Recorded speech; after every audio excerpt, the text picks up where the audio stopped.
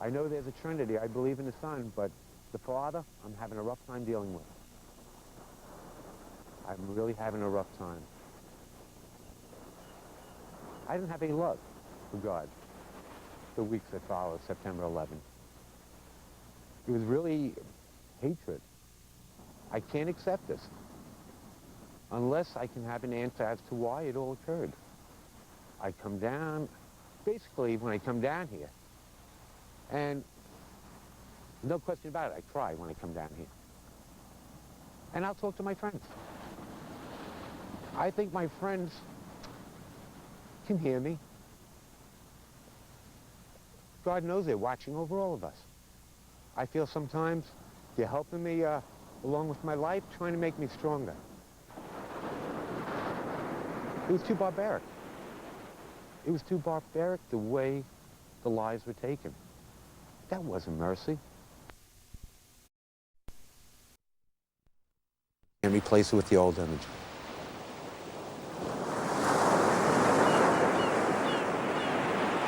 For many people who did not lose loved ones, the questions were also urgent and personal. Something about September 11th powerfully challenged their beliefs.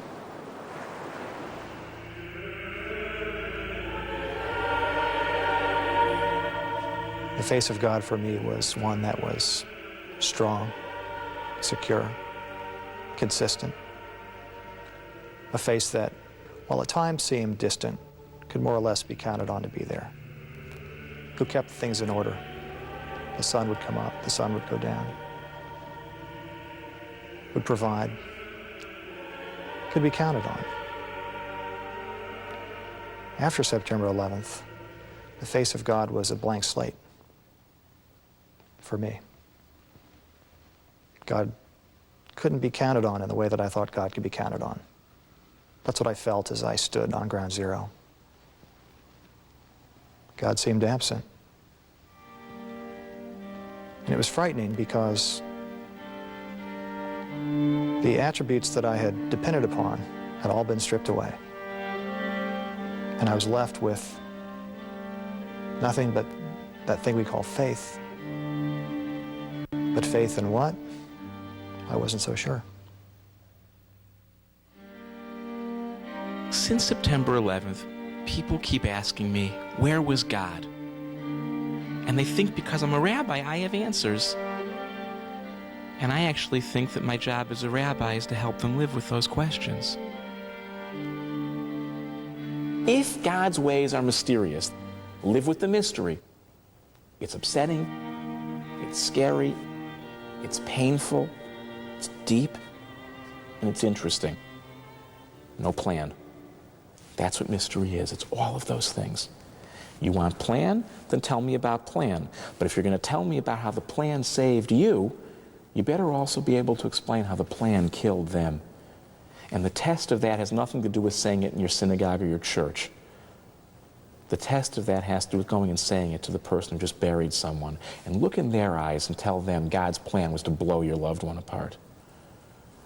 Look at them and tell them that God's plan was that their children should go to bed every night for the rest of their lives without a parent. And if you can say that, well, at least you're honest. I don't worship the same God, but that at least has integrity. It's too easy. That's my problem with the answer. Not that I think they're being inauthentic when people say it or being dishonest. It's just too damn easy. It's easy because it gets God off the hook, and it's easy because it gets their religious beliefs off the hook, and right now everything is on the hook.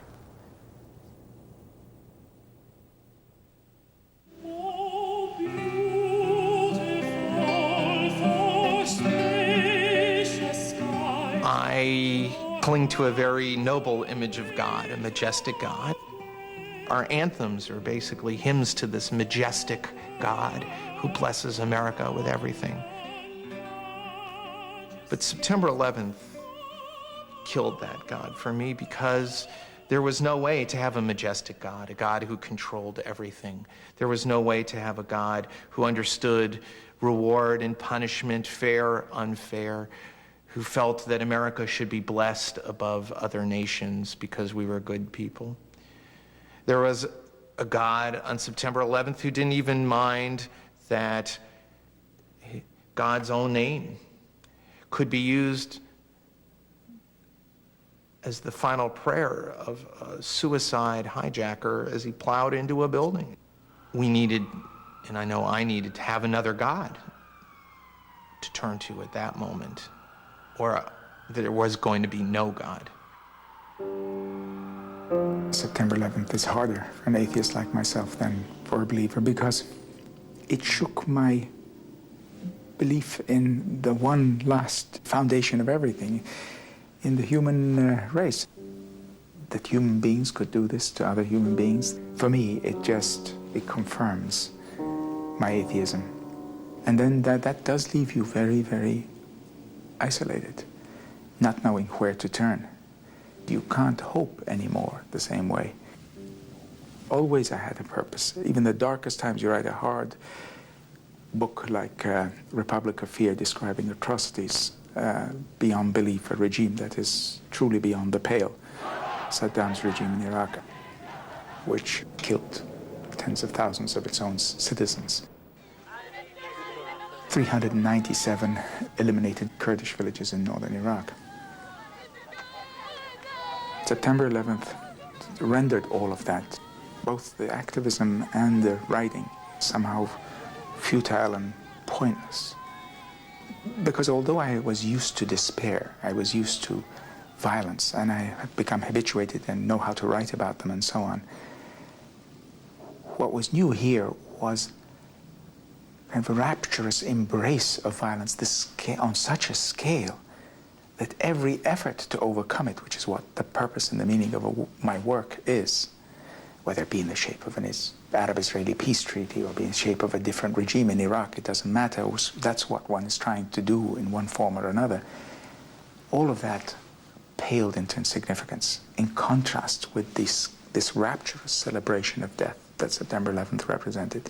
And the ability to overcome that now hurdle, which these young men created and put before a person like myself and and others who think the same way, then just looks like a labor of Sisyphus. Just it felt something hopeless and difficult to struggle against. And anything you do is so minute. And the aloneness that I feel in the Middle Eastern world, that's a spiritual crisis, but it's not one involving God. I don't begin to doubt even my own lack of faith because of it. It's a sense of sinking into an abyss in which you can't hold on to anything in the world.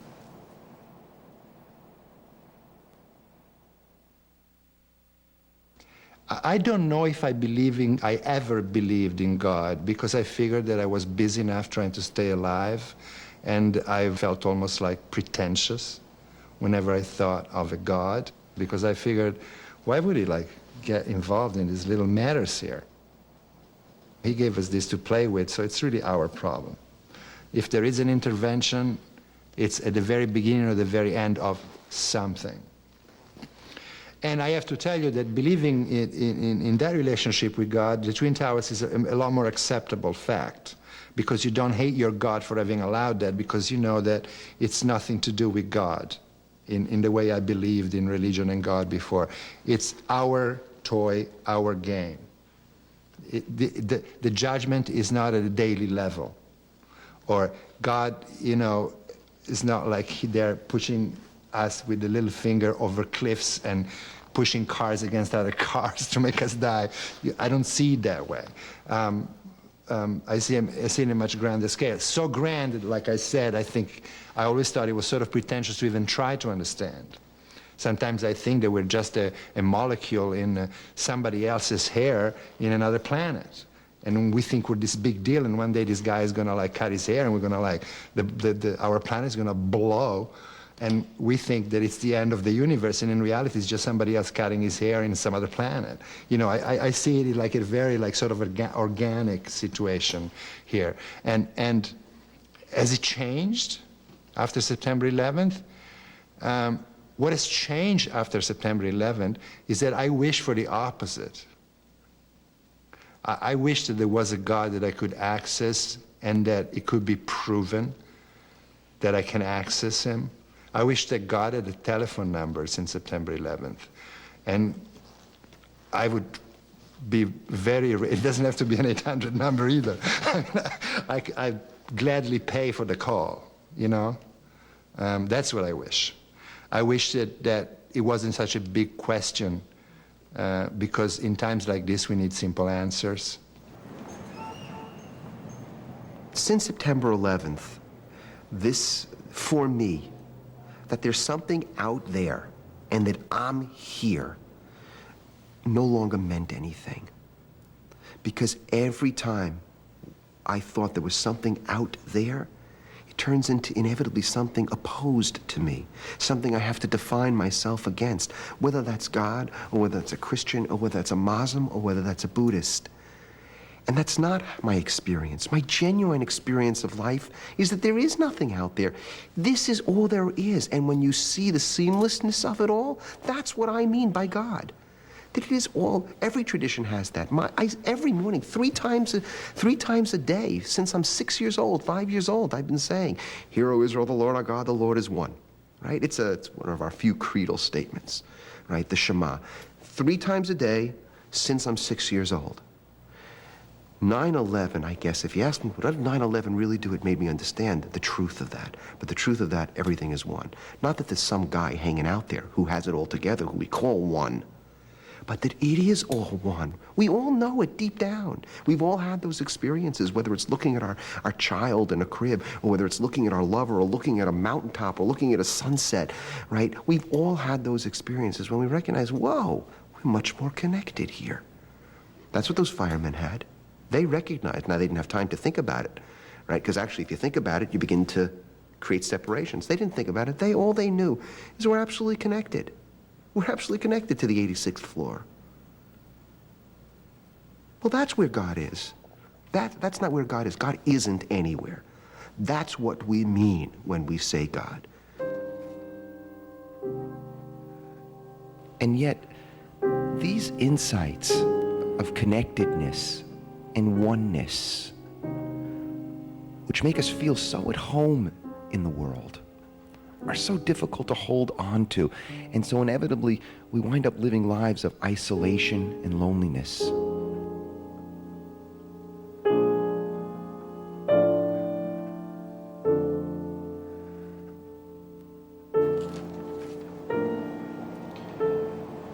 Hey, Jules, it's Brian. I'm on the plane and it's hijacked and it doesn't look good. I just wanted to let you know that I love you and I hope to see you again. These are final conversations that were recorded on cell phones, recorded on voicemail. They're so pure about the expression of love between husband and wife, between mother and child. They seem to me to be incredible texts because they were at the moment of confronting life or death. And for me, I chant these every single morning because they remind me that whatever my tradition is about, it's about this. Mommy, the building is on fire. There's smoke coming through the walls. I can't breathe. I love you, Mommy. Goodbye. The real Torah, the real wisdom, the real religious tradition, the real experience behind religion is about love. Something terrible and is about connection. And it is no more complicated than that. I don't think I'm going to make it. I love you. Take care of the children.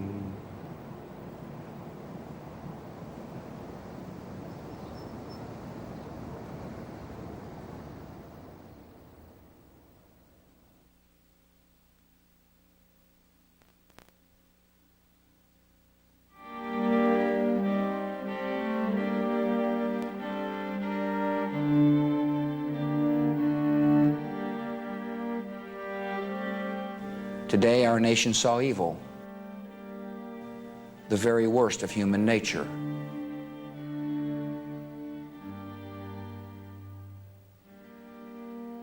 Our country has been deeply wounded. I certainly never dreamt that I'd be the president where there is a war on our home front. But the evildoers never really, they must have not known who they were attacking.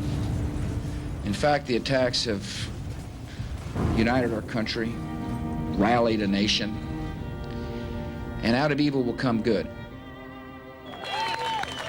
What was unusual about the president's words was his use of evil as a noun.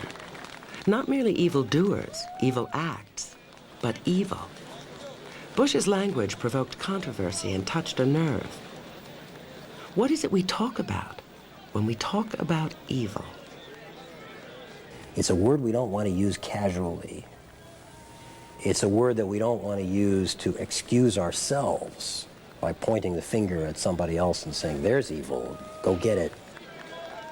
But at the same time, to pretend that an event like that which took place on September 11th can be explained with the ordinary language of politics or psychology seems to me quite inadequate to what happened.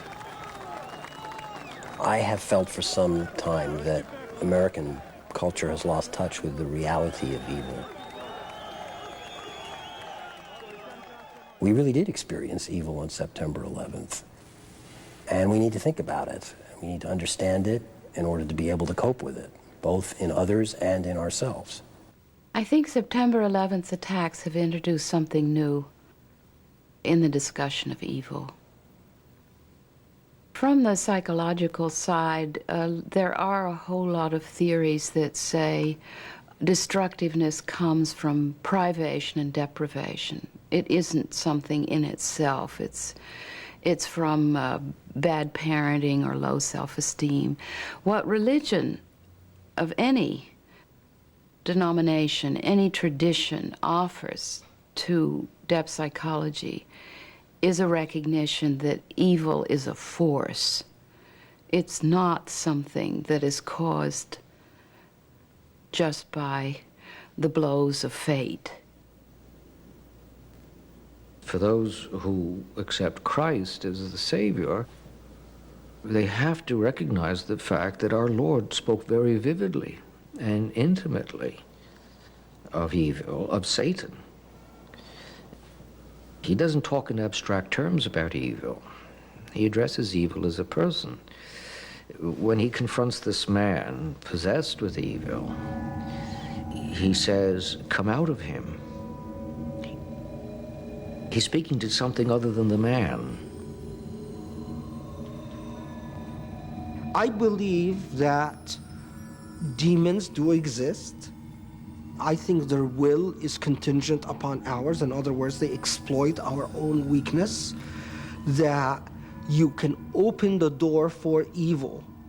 But the outside being is not allowed to come inside of you until you open the door for that being. That is why the Quran refers to some human beings as if they have become demons. I don't really believe in evil at all. I don't believe in God, and I certainly don't therefore believe in some sort of supernatural or trans-historical force that somehow organizes life on dark or black principles. I think there are only people behaving, and sometimes behaving monstrously. And sometimes their monstrous behavior is so beyond our abilities to explain it, we have to reach for this numinous notion of evil. But I think it's often better to try and understand it in real terms, in real, either political or psychological terms. There's something, at the same time, very, very attractive about this word. It's sort of, it's a great intensifier. It just lets us say that we thoroughly abhor, this behavior. So I think we have to beware of treating September the 11th as the only and most spectacular event of human cruelty. There have been many acts of cruelty, some of them on an even larger scale. I think it's inherent. I think one of the great tasks of art is really to explore that, all those many, many sides of human nature.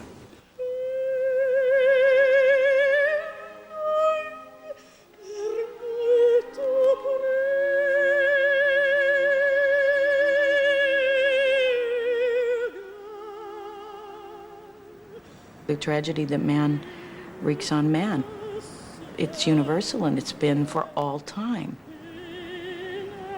That's the beauty of working in art that spans centuries. One realizes that in love and war and lust and vengeance, man has changed virtually not at all. I did question one word in my vocabulary after September 11th, and that was the word evil, because I had decided that there was not even any black and white, that there were no extremes, that we lived in a world of gray. Everyone was more complex than the word evil would allow. And I really thought about it a lot after that, because I would always try to justify hate with learning.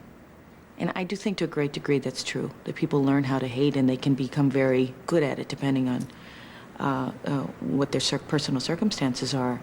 But I don't know, and I still don't know if... I don't know now. I question it now.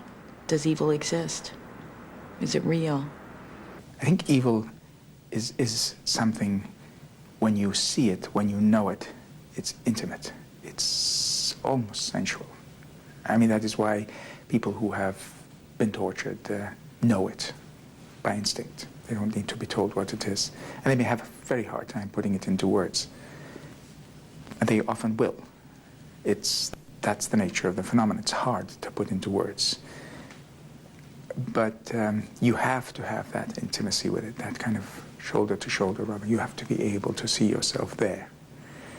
Otherwise, it runs this terrible danger of becoming something someone else is, and not you.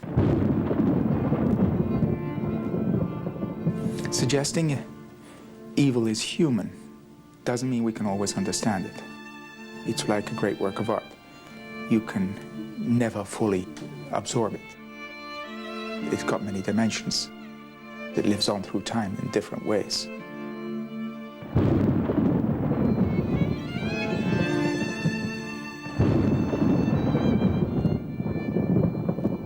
I can only describe evil by giving you what I remember, not what I read in a book, but what my own eyes and ears heard and saw evil.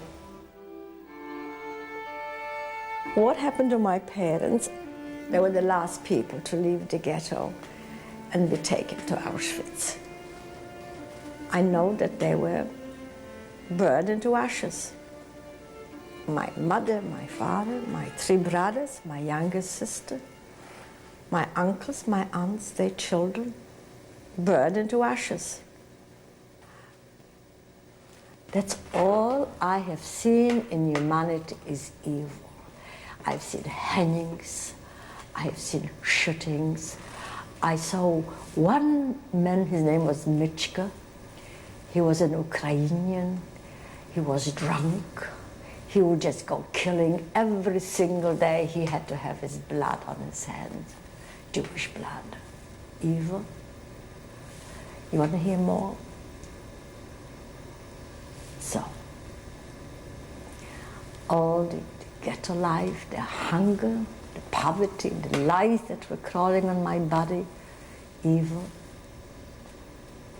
Evil people just patting their dogs, and then killing a child because it was Jewish. Evil. Okay? Hitting, slapping for no reason because you were not even in line with the next person. Being hit by dogs and bitten, and the blood running out of your feet. Evil. People would go to sleep every night, get up in the morning and eat and drink. And be evil. Were they too created in the image of God? I don't know. What does it say about God? How can you kneel in submission to a God who authors evil? I follow a school within Islam called the Mu'tazila, which said, no, God doesn't preordain everything, God doesn't write everything somewhere, and God is not the creator of evil, is not the maker of evil. And also is not the creator of maker of all good. There are so much good that is the product of my decision, my consciousness, my will as a human being.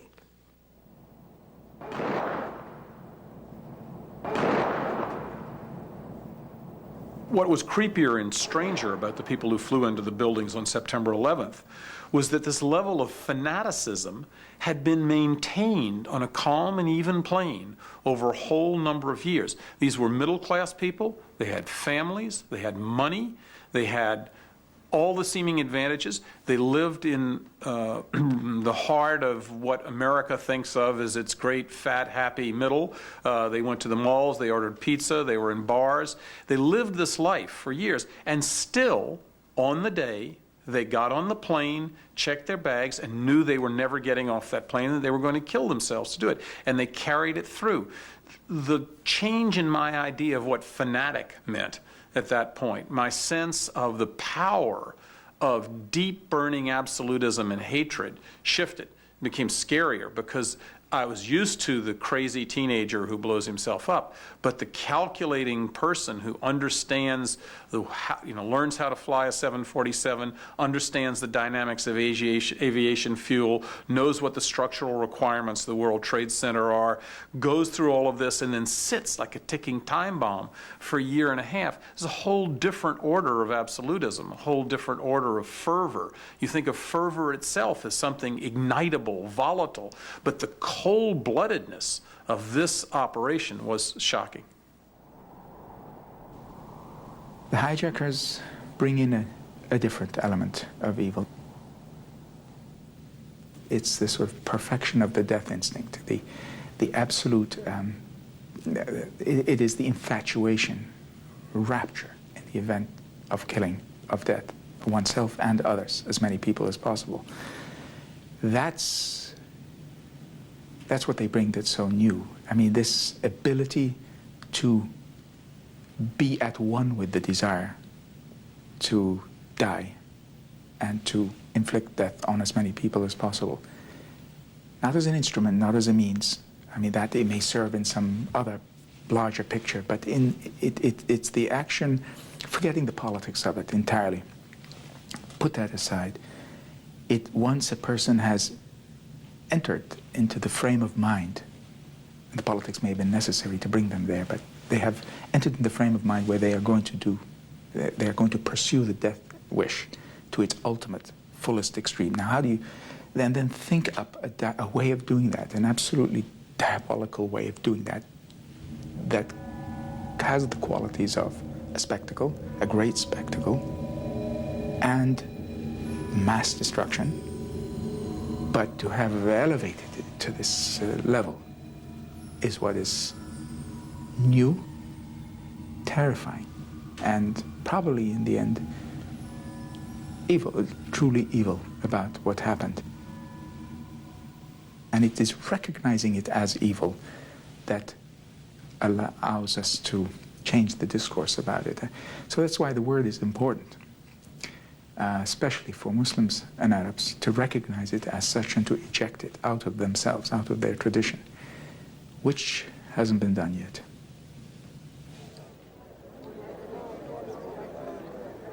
Vladimir Putin came to National Public Radio and gave an interview. And this became a big affair, and there were news articles about it all over the place. But the one thing that he said that I haven't forgotten and was never quoted anywhere, it was in no news story, but when I heard it, literally the hair on the back of my wrists just stood up straight. He was asked, well, you know, what do you think when Reagan said the evil empire? Well, you know, what was your attitude? And he said, well, I thought it was, you know, it was a sort of a way of speaking. It was an exaggeration. And then the interviewer said to him, well, you know, when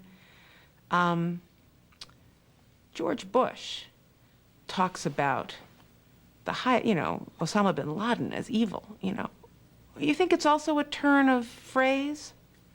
And Putin said, no. I think that is really mild language.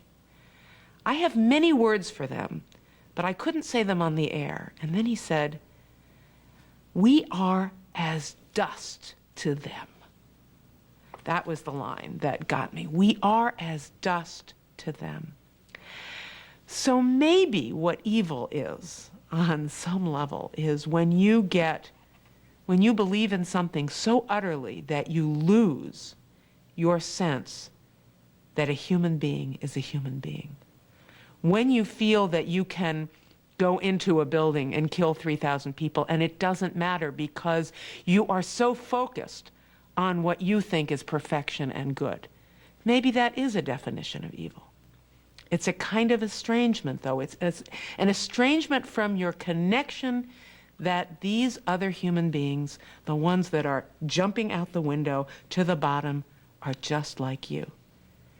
And that is probably the deepest religious perception that liberal religious tradition puts forward, that we are all, you know, human beings together on this planet in the same way with certain kinds of values. And that's clearly what was lost. Evil is a mysterious force. How else could one fly a whole plane full of people? How could you fly all those people, plus your own compatriots, into a building where thousands of people were working? How could you do that? You'd have to go against every instinct. It wouldn't be enough to just be identified with your cause. It wouldn't be enough to be painted as a hero after you were dead, or that your family would be rewarded. There'd have to be some experience of being in the grip of something. Now, they thought they were serving a good. On the receiving end, it's clear this is an evil. Why? Because it is so destructive. It's so beyond the bounds of human discourse, the discourse of war. So I believe that evil, yes, you can get to it yourself. You can go to the place you've been hurt or threatened to be destroyed, or pieces of you have been destroyed, mangled, treated as if they're of no value. You can get to your outrage, your absolute determination to retaliate for vengeance. And you can understand how you feel that because of something done to you.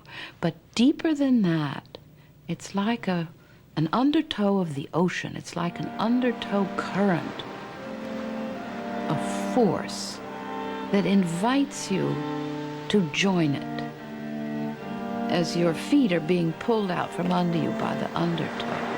And you get caught in that. You're in something that's outside yourself. The personal explanation is not enough.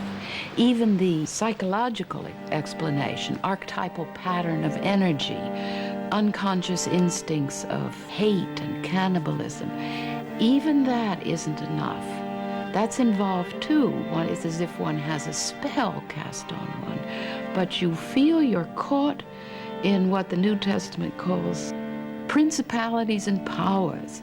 It's a power that catches you, and you are not enough by yourself to defeat it.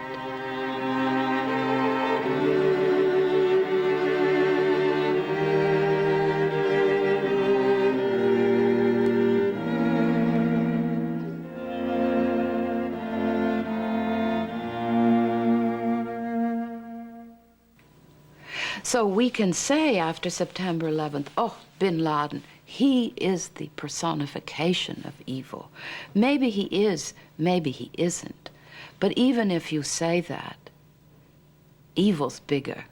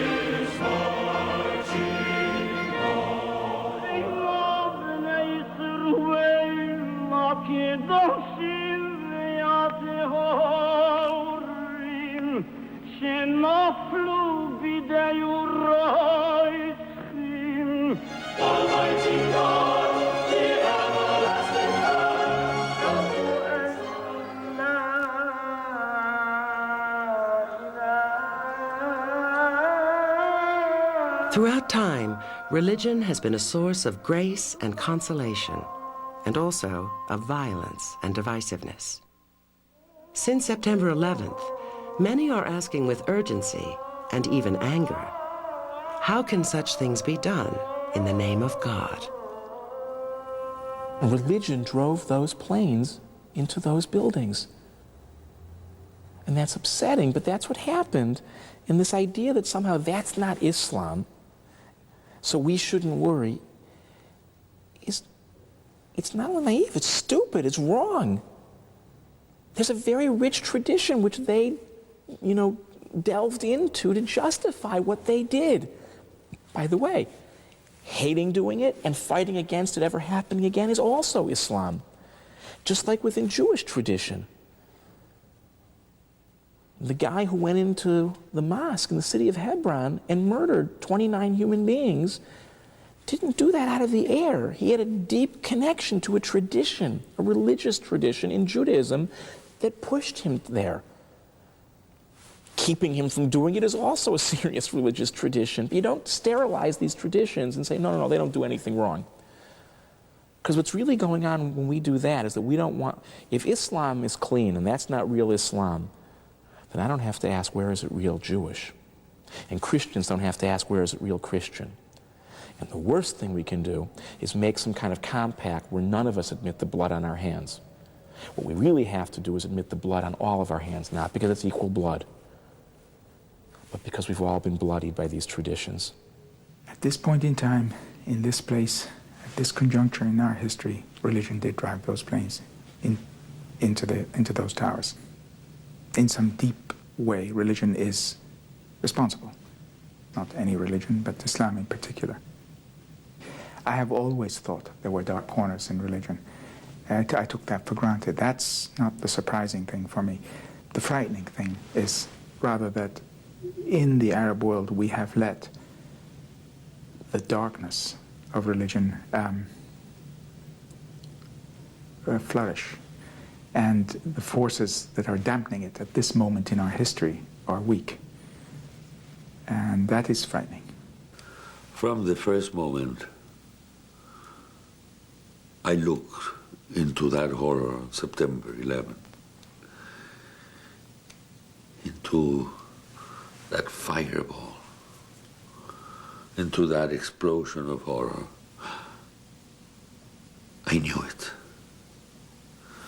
I knew it before anything was said about those who did it or why. I recognize an old companion. I recognize religion. Look, I am a priest over 30 years. Religion is my life, it's my vocation. It's my existence. and give my life for it. I hope to have the courage. Therefore, I know it. And I know and recognize that day that the same force, energy, sense, instinct, whatever, passion, because religion can be a passion, the same passion that motivates religious people to do great things is the same one that day brought all that destruction. When they said that the people who did it in the name of God, I was not in the slightest bit surprised. It only confirmed what I knew. I recognized it. I recognized this thirst, this demand for the absolute. Because if you don't hang on to the unchanging, to the absolute, to that which cannot disappear, you might disappear. I recognize that this thirst for the never-ending, the permanent, the oneness of all things, this intolerance or fear of diversity, that which is different. These are characteristics of religion. And I knew that that force could take you to do great things, but I knew that there was no greater and more destructive force on the surface of this earth than the religious passion. You can get so drunk on God that you don't see anything else. And I didn't. It's so easy to get wrapped up in a messianic vision of how the world could be. And I know it's easy because I did it. I spent a part of my life between the ages of 17 and 21 living off and on in the city of Hebron. Hebron is traditionally understood by rabbinic tradition as one of the 4 holiest cities in the land of Israel. It's the burial place of the matriarchs and the patriarchs of Abraham and Isaac and Jacob and Sarah and Rebekah and Leah. And the site where they're buried has traded between being a mosque and a church many times in the last 1,800 years. And for Jews to be able to go back to that place where the founding fathers and mothers are buried is unbelievable. To be able, at the age of 18 or 19, to say, this is where I belong, after thousands of years of exile, is intoxicating. You believe anything is possible.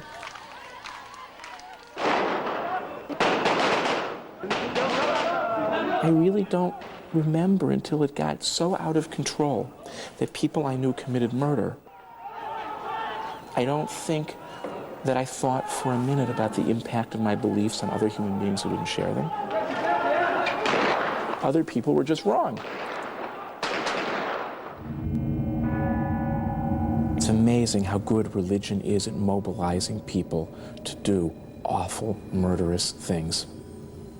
There is this dark side to it, and anyone who loves religious experience, including me, better begin to own there is a serious shadow side to this thing.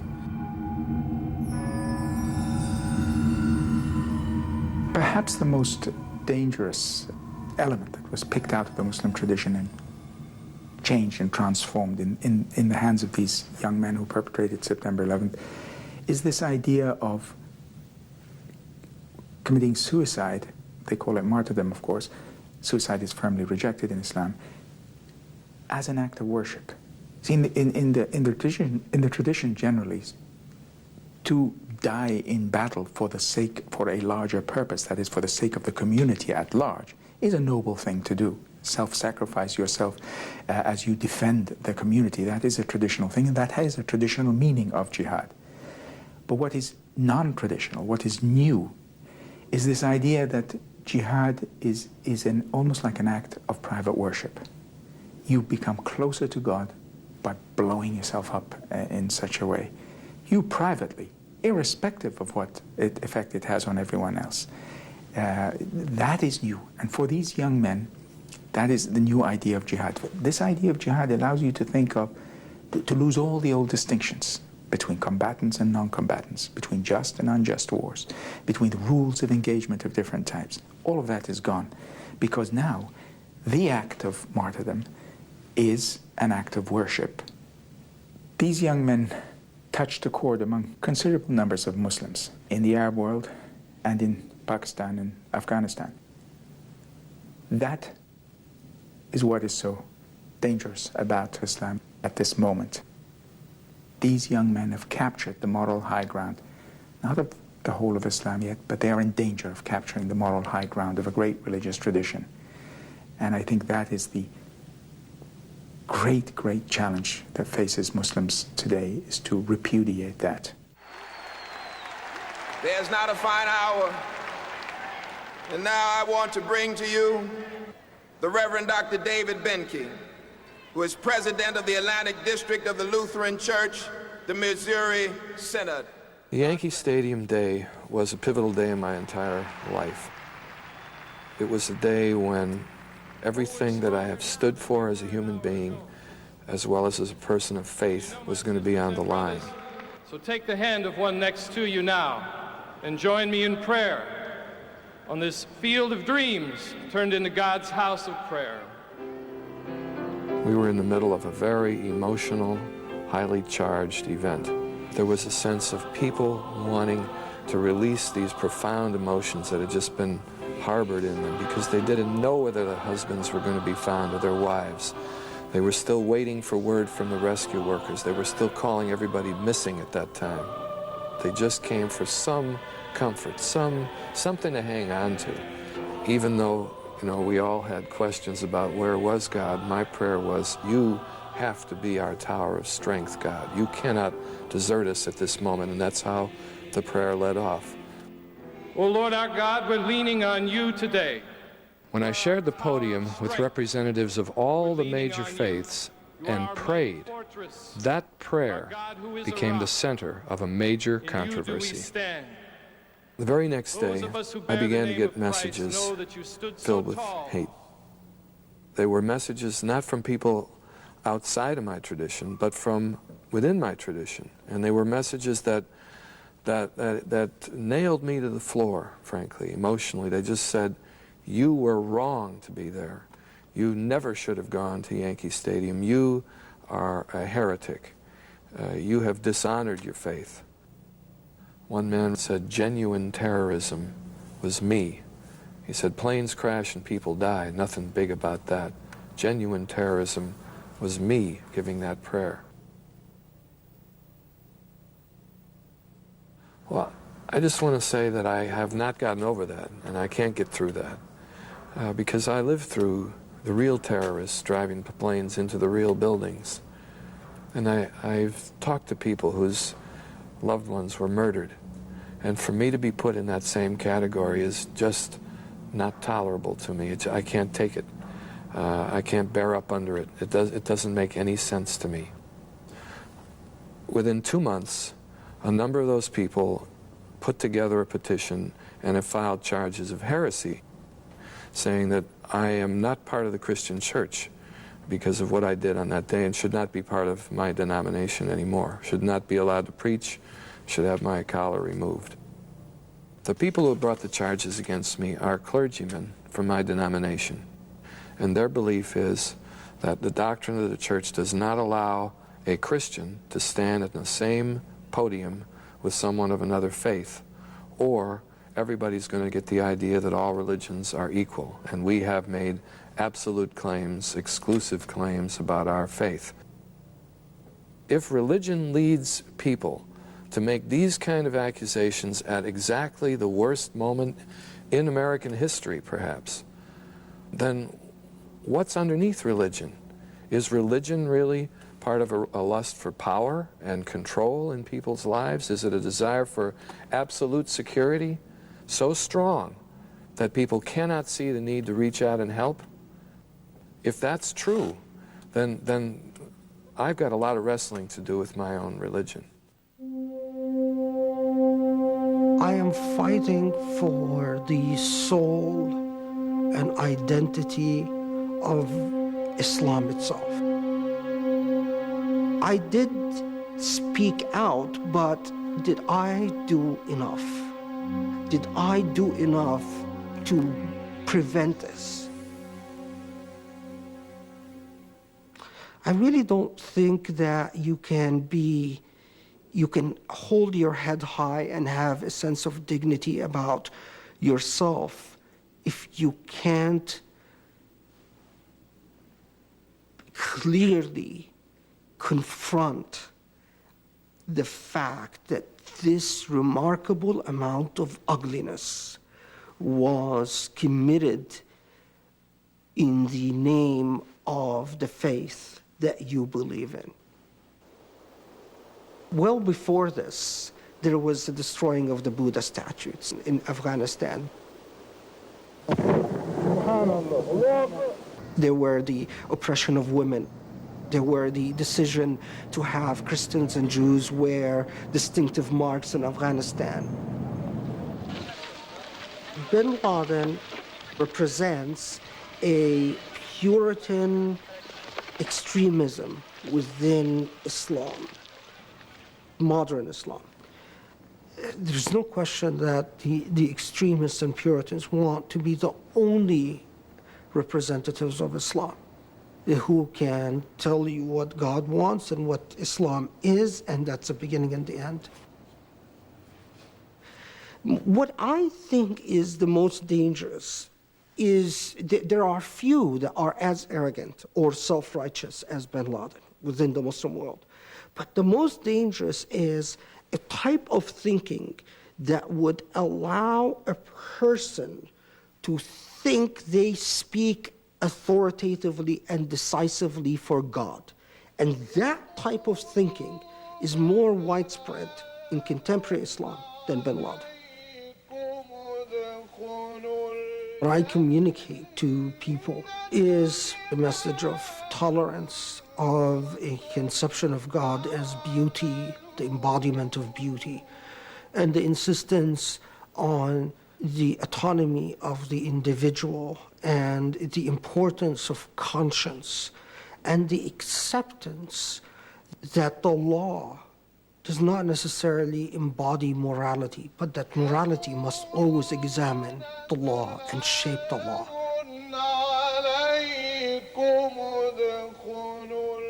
That sense of religion, that we have a direct line to God, that we alone understand, and only people who are in our little circle understand that, and the rest of them are heathens, barbarians, non-people, etc., etc. This is horrifying.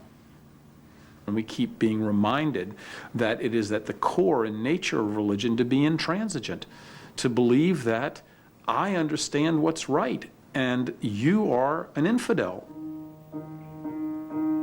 I came to think that art is exactly not what religion is, that it's not about absolutes. And it has to do with the condition of being human, which is not ever to be able to deal with absolutes, that we deal in a world of doubts, a world of uncertainties, a world of ironies. People say art is a substitute religion, and I thought a lot about that in the aftermath of 9/11. It's true that art transports you, that it gives you the sense that you can find other worlds than the ones that you know are inside of you. There's so many imagined worlds. Each artist creates a world with its own logic and its own set of rules in which you can move in and inhabit. They find form that lets you imaginatively take part in experiences with which you may not have had any contact, and for a moment conceive of a world as pearlescent and as beautifully rectilinearly ordered as a Pierrot.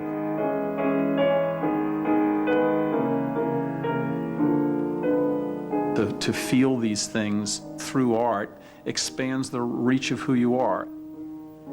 But art doesn't only transport you to new imagined places, it also, in the best sense, narrows your vision, focuses with a new immediacy on the things that may be the most familiar to you. It gives a new spiritual dimension to the objects that you touch, to the room that you inhabit. And this is not just a tidy or comfortable experience, but can be suffused with a kind of Dionysian pleasure, in the sense of the small world controlled and the poetry of the world possessed. This crossing over of a line between what is the love of the material thing, of the dust mote in the sunlight and the sheen of the porcelain, of the look of the ivy winding around the bowl of fish. This sort of pleasure in the daily small things. In art, through art, I think, transmutes itself into a form of spirituality, one to which I respond very, very strongly. That peculiar little religion, that alternative to the comforting absolutism of believing that if I run myself into a building, there'll be 40 black-eyed virgins waiting for me on the other side. I don't want that kind of religion, and I don't want that kind of spirituality in art. But there is another face of religion that celebrates mystery and offers solace. In this time of questioning, that power of religion endures. I was raised Irish Catholic, but over the years I really grew disillusioned with the church until the horror of September 11th. I just couldn't stop thinking about my mother. I obsessed about all these horrible things. Was she burned? I obsessed about our last conversations. I obsessed about if I didn't appreciate her enough. I obsessed about everything. I went and sat in the local church. It calls up kind of deep, ancient rituals. It has great resonance. It feels like it's connected to something much greater and larger. So I think I went there to feel the solitude and to lay at the feet of the altar. Why? And then I think my mother's memorial mass, which I had no expectations for, turned out to be extremely comforting. The priest talked in his sermon about that this was not God's will, that we can't find anything good in this, that all we can do in response to this is cry, that there is no, this cannot be God's will. So I guess it made me re-examine all of my feelings and wonder if I didn't need to re-enter the church community. And if that world couldn't give me some answers that I desperately was looking for. How could this happen? Is this really it? Is that it? Is that it for my mother? I mean, she dies like that, I think on some very deep level, I want the church's teachings on the spiritual life after death to be true. I need them to be true. So, and frankly, the church since September 11th has comforted me.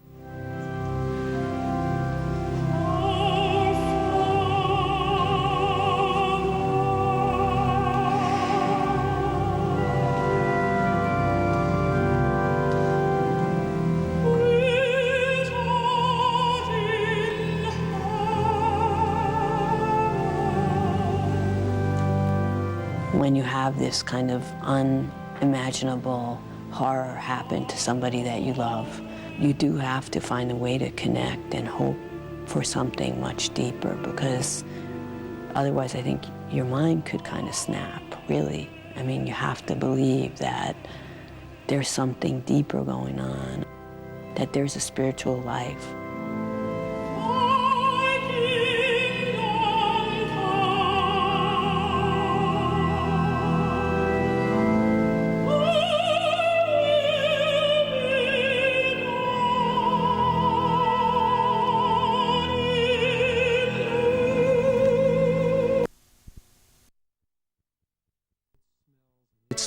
emotions and its experience of place, you would know something about what emotions are embedded in that space. And this 16-acre plot is an enormous open-air cathedral.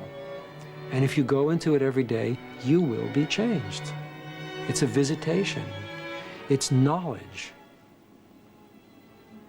The people who have attended to the cleanup, and I mean the firemen and the police and the rescue workers and the crane operators and the bulldozer drivers and everyone down there trying to find some remnant that could bring some peace to a family member. Every day they show up and they're on their hands and knees. And I was down there at a moment that they were finding a larger number of remains. And coming up the ranks were 6 firemen carrying a little sled draped with a flag. Every single person took off their helmet, put it over their heart, saluted, did this traditional American gesture of respect for the dead. And there was no one to do it for. There was no press, it wasn't public demonstration. It was for the dead. And they did it over and over again. But that weighs on them. It's a reminder because they have to put that remains on that sled. They have to handle that. And some of the remains are beyond words. I volunteered to go to Ground Zero, I think, for the same reasons that many people did. I wanted to do something. But I think I went down there out of a sense of civic duty. I didn't go down there out of any kind of great spiritual awakening. But once I got down there was something very compelling about being in that space. And it had to do with the way people were relating to each other. There was so much kindness and so much tenderness.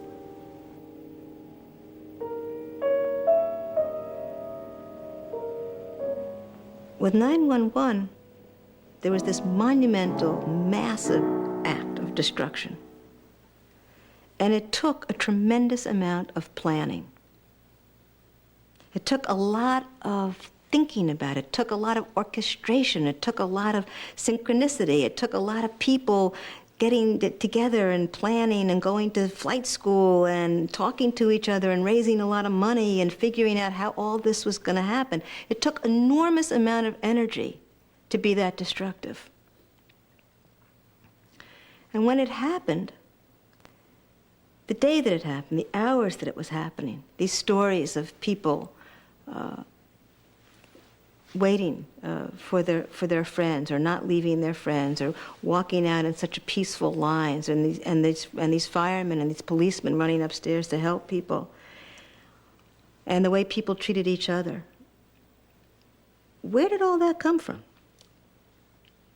There was no planning. There was no thought went into that. I mean, everybody was stunned. And within that being stunned, this kindness came out, and it came out a lot. And everybody talked about it. Everybody that was there, everybody that was in those buildings, everybody that was in those streets running uptown, everybody talked about it. Where did it come from? It was just there.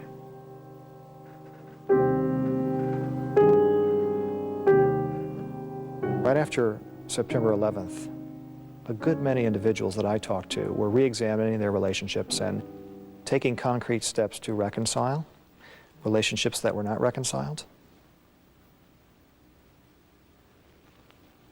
Some have said to me, I was so materialistic, I'm trying to be more spiritual, whatever that means. Those are the positive changes. People wanting to mend relationships, become more spiritual. There are other changes that I'm not pleased to see, and some of those changes are in myself. A deepened sense of cynicism, a sense of being more alone than before September 11th, even as one such as myself who has a wonderful wife and 3 children and an extended family that I love.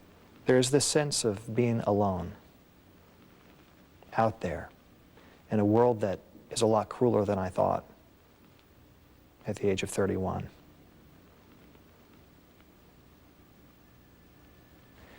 There is a sense in me and in many others that I've spoken with that we're surviving, at least for now.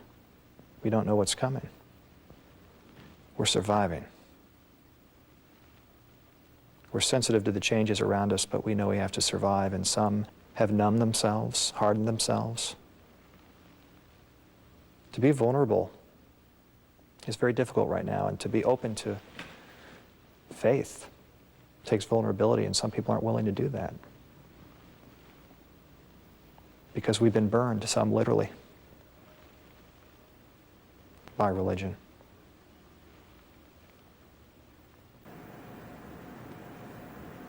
What I found when I actually reached ground zero is that it wasn't at all what I expected. It was so big, I couldn't comprehend it. I couldn't take it in. I didn't expect it to be so enormous. And then I turned around and I saw the faces of the 9,000 people who had crowded into this extremely narrow space. So many more people came than they had expected. In their grief, trying to find a spot, trying to connect in some way to the site, to what we were doing.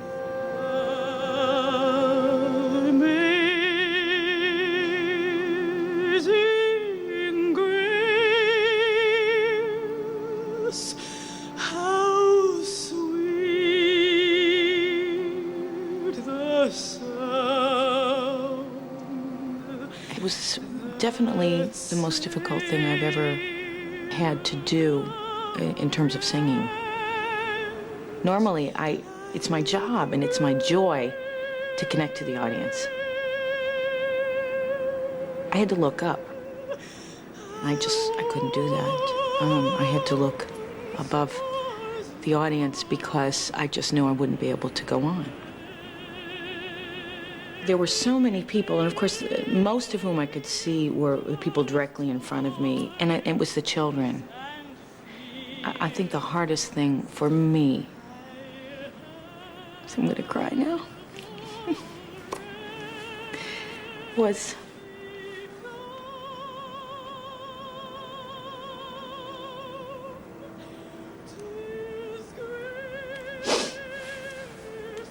I can't even say it.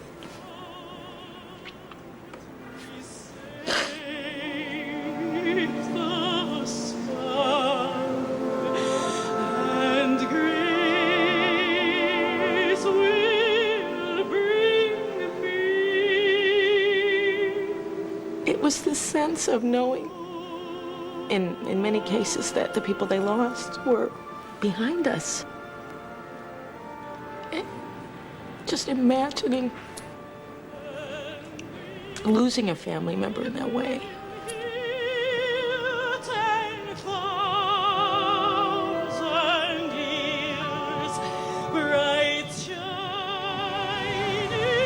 Sitting at the memorial in Ground Zero was so somber, and looking at the buildings and watching on the screen with the crane digging and smelling the smell. I kind of felt what the people that were in that building felt. I kind of understood what my daughter may have gone through. And it wasn't a good feeling. A lot of people were sitting there with masks on. I didn't wear a mask. I wanted to feel the air and what actually was going on down there that day, and just imagine it. I just cried. It's hard. It's hard without a body.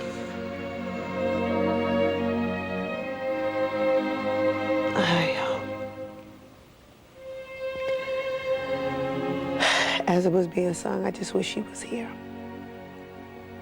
Every day I say, I just wish she could walk through the door just one more time.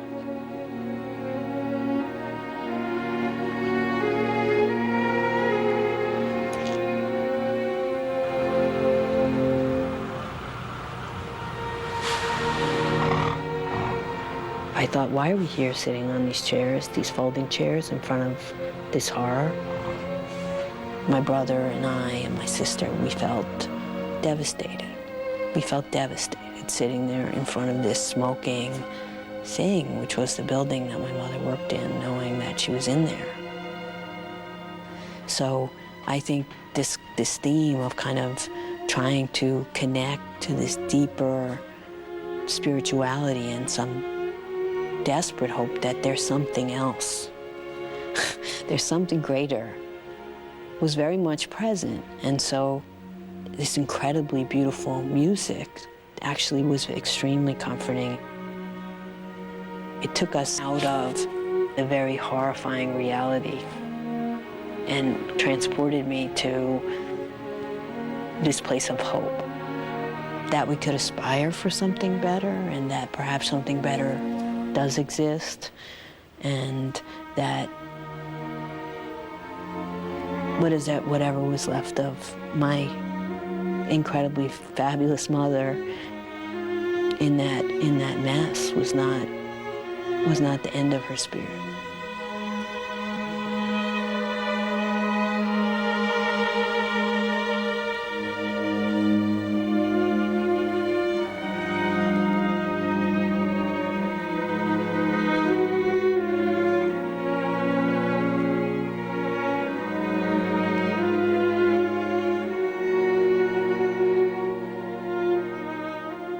One of the most impossible and memorable images of that day were people leaping out of the windows, being forced out by the fire behind them, driving them, herding them out the windows, and to see that image of two people, co-workers, strangers. I had no idea, but that not knowing made it all the more poignant, for reaching out for somebody's hand to take your last step, that you would end your life in the hands of a stranger, plummeting thousands of feet to your death. I think that the power of that image is it doesn't give an answer. It takes us in two opposing directions. On the one hand, we are all alone at the end. Life is fleeting. There's no one to help us when we face the abyss. And there wasn't. No one came for them. And on the other hand, they reached for each other. They said that in that moment when they're facing the absolute ultimate, there are other human beings to reach out, to be there, to help them, to help us.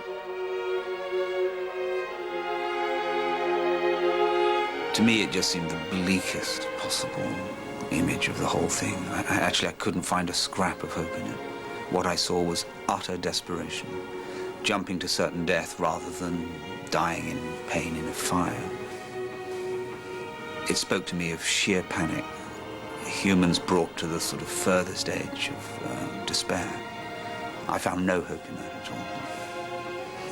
If there is a God, he's a very indifferent God. A couple leap from the South Tower, hand in hand. They reached for each other, and their hands met, and they jumped. I try to whisper prayers for the sudden dead and the harrowed families of the dead and the screaming souls of the murderers, but I keep coming back to his hand and her hand, nestled in each other with such extraordinary, ordinary, naked love. It's the most powerful prayer I can imagine, the most eloquent, the most graceful. It's everything we're capable of against horror and loss and tragedy. It's what makes me believe that we're not fools to believe in God. It's to believe that human beings have greatness and holiness within them like seeds that open only under great fire. To believe that who we are persists past what we were. To believe against evil evidence hourly that love is why we are here.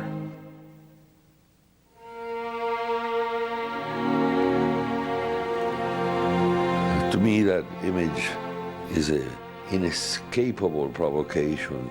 This gesture, this holding of hands in the midst of that horror, it embodies what September 11 was all about. The image confronts us with a need to make a judgment, a choice. Does it show the ultimate hopelessness of human attempts to survive the power of hatred and of death? Or is it an affirmation of a greatness within our humanity itself that somehow shines in the midst of that darkness and contains the hint of a possibility, a power greater than death itself? Which of the two? It's a choice. It's the choice of September 11.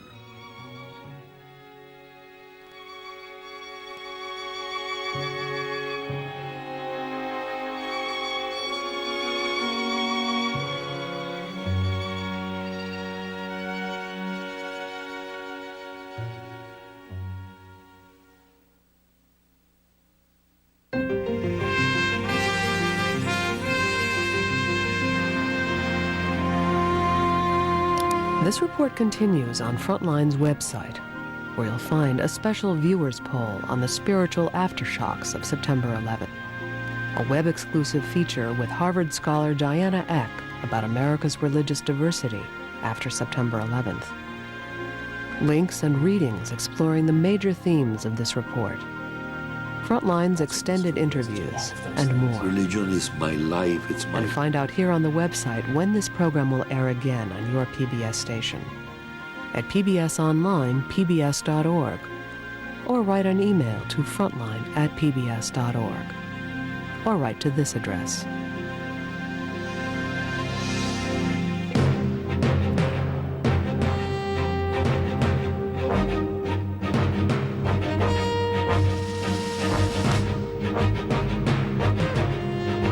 Next time on Frontline. There was no war plan of any kind for this operation.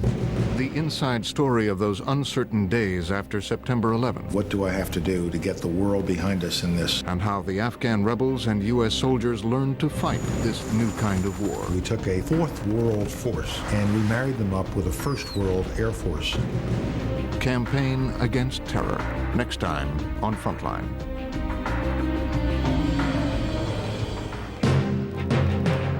To obtain a VHS copy of Faith and Doubt at Ground Zero, call PBS Home Video at 1-800-PLAY-PBS.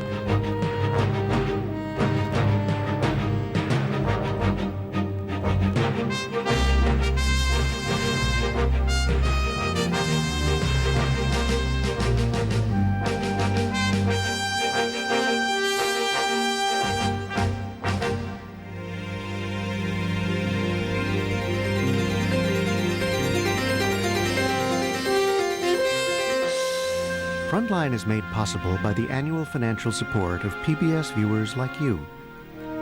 Thank you.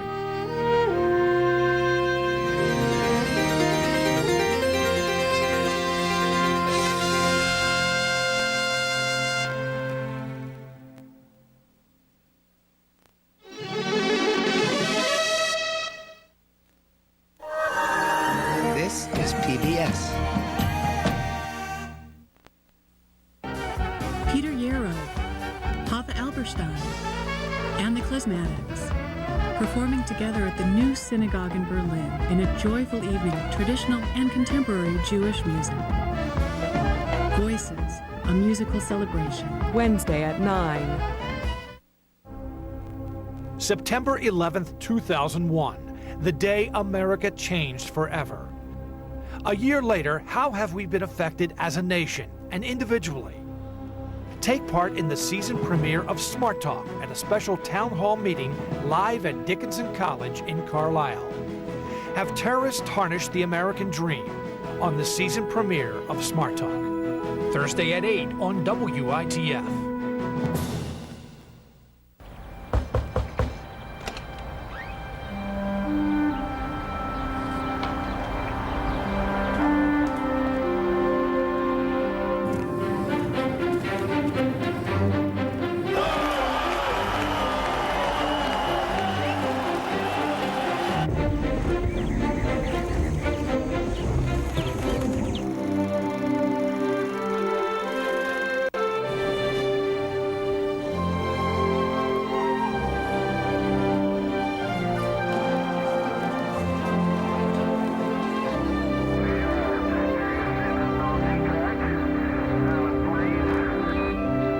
TV can be a child's window to the world. What will they see?